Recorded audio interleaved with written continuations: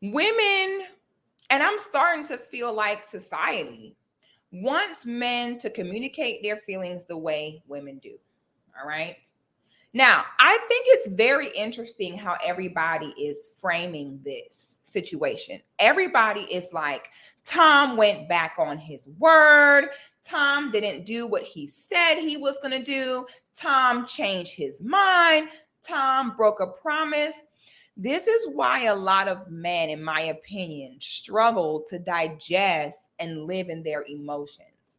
Because 9 times out of 10, men's emotions, when they feel, their emotions are normally always interpreted as an attack on those around them. And I'm going to explain what I mean by this. Did it occur to anybody's brain, okay, Tom came forward and really did have good intentions by saying, okay, this is going to be my last season. I'm going to go ahead and retire. Did anybody think for a second that maybe what Tom is feeling right now is not an attack on you? Let's go ahead and put ourselves into his brain and not make it about us for a second. You're Tom Brady, arguably the best, if not one of the best football players in history, with the receipts and rings to prove it, doing things that so many have never done and honestly probably never will. That is your entire identity. You've spent your entire life doing that. Did it ever occur to you that he did mean that he was going to retire, but when he did, it was overwhelming for him? Did anybody, do y'all notice that nobody ever stopped for a second to think, how does Tom feel? Y'all wanted Tom to come forward and be like, hey guys, so I've built my entire identity as a man around football, and I thought that I could quit cold turkey, and I did. But then I felt really depressed and unfulfilled, and I really didn't know how to stomach and handle those feelings. So I think I need to go ahead and go back. That's what y'all wanted him to say. And I told y'all, men do not openly express their insecurity, vulnerabilities, or weaknesses. With men, you have got to learn how to read in between their lines due to their actions and what they're saying without saying it, and be able to catch on when he may be struggling with something, and stop expecting men to come forward and say, I'm too weak to do this. I thought I could, and my mental can't handle it. That's not how they operate.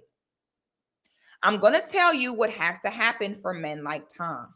He's going to have to play until he physically cannot play anymore.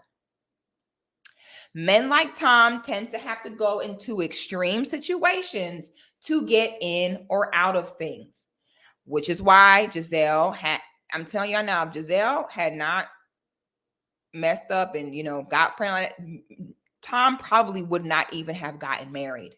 Okay. Some men in certain situations, they have to have extreme measures in order to, again, get in or out of certain things. I imagine football being your entire life, you're being Tom Brady, and then just cold turkey, you just quit and you're just home. Did anybody stop to think, maybe his mental health could not handle it? All right. Now, if you're going to get with someone like Tom Brady, you have to think ahead to things like that as well. And it's funny that someone mentioned Anton, because me and Rita were talking about this, about, how you handle men like that when you may know what's best for them, but they won't do it. And me and Rita were like, you got to step over their dead body and let them learn the hard way. So when you are with a man like that, ladies, you have to let him fall on his face. I do understand as a woman, okay? I do understand that as a woman, is in your nature where you want to protect your man spiritually. I respect that and I get that. However, there has to be a fine line in that, which I want to protect you and I'm emasculating you. There is a fine line between I want to protect you and I'm being inconsiderate to how you feel. Giselle needed to be ready in the worst case scenario that it very well could be that Tom is going to need to keep playing until he gets injured beyond repair. And if it has to come to that, that is between him and that field. Because again, you're the side piece to all this here. Okay? You have applied pressure on him in all other aspects of your relationship. And you thought those same manipulative tactics could work here. And that's not how it goes. Okay. The man don't told you 100 times. His whole life and identity is on that football field, not your ass. Now, I will agree. Is it time for Tom to retire? I believe so as well. He's 45 years old. You've had a good run. Go home. You're drunk. Okay. Do I think it would have been becoming of him to go ahead and retire while, you're coming out on top? I think it would be better to retire now before you have to wait until you're trying to play until you're 50 years old and then you get hurt or get injured or something like that. All right.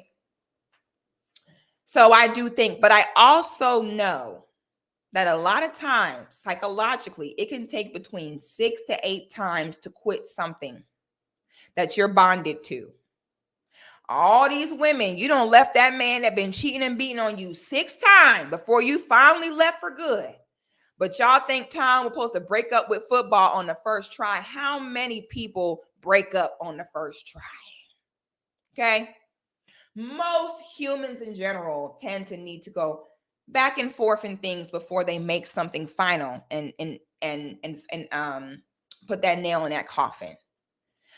But since Tom has been such a beast and such a machine, no one gives a fuck about how Tom feels.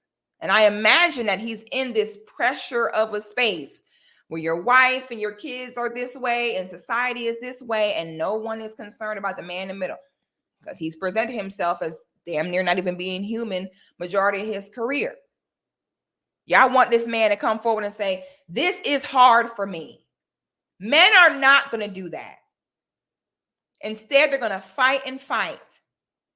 And as a woman, you got to know how to sometimes step back and let your man do what he needs to do for his own mind and his own health without making it about your ass and without being selfish.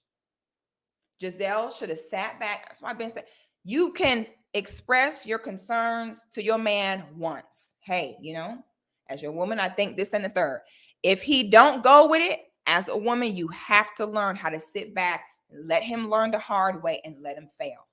If you try to force those lessons on him, he will resent you. Even if you succeed, even if you push and you get him to do it, congrats. Your man will resent you until eternity. Everybody want to impose how they feel. It's not you. You're not him.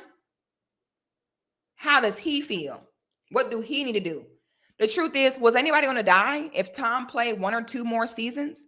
So you mean to tell me you stayed with this man for all 10 years in the prime of his career, and now that you're at the finish line, you're this close, you give up? A lot of y'all do that. A lot of y'all give up on your man when you in the 4th quarter. Okay? And people keep saying, what if he gets severely injured? Sweetie, men get injured working at factories. Men get injured working at construction. That's a cop-out. And it's a manipulation tactic of women. If you're concerned about a man's job being dangerous, don't marry him. I don't want to hear this shit about what if he get hurt. Then don't marry him. If you're concerned about your man getting hurt, you probably should not marry a football player, a boxer, an underwater welder. If you cannot handle the danger that comes with a man's job, don't marry him, period. That's what this is all about. Women not thinking things through before they walk down that aisle. I would much rather a woman date a man, start to think ahead and say, you know what? I know I cannot, this is not sustainable. Women need to think about sustainability when they get married. Women get married because of the moment they're in. Women do not think about 10 years from then, 20 years from then. They don't. And in my experience, counseling countless couples and individuals, 95% of the time, the reason why a woman leave a man is because of things she knew before she married him. This is why the divorce rate is high. The divorce rate is not high because marriage is a bad thing. The divorce rate is high because so many people got married that had no damn business getting married.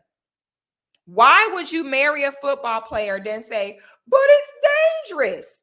That shit is not more dangerous today than it was 15 years ago. Matter of fact, it's safer now because they're a lot better with saying, hey, watch out there, watch out there. You got to know your man. Not only know your man, but know that you can deal with him and be with him.